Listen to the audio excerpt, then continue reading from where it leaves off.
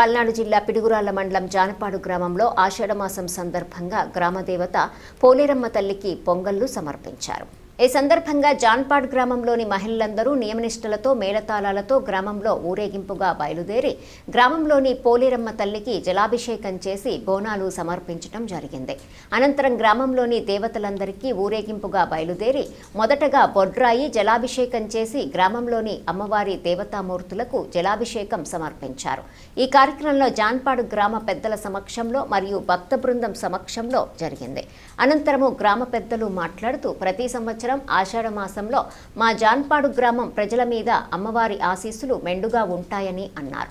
మహిళలందరూ అమ్మవారికి బోనాలు సమర్పిస్తారని, అమ్మవారికి జలాభిషేకం నిర్వహించిన తర్వాత అదే రోజు గ్రామంలో వర్షం పడుతుందని గ్రామ ప్రజల నమ్మకమని అన్నారు.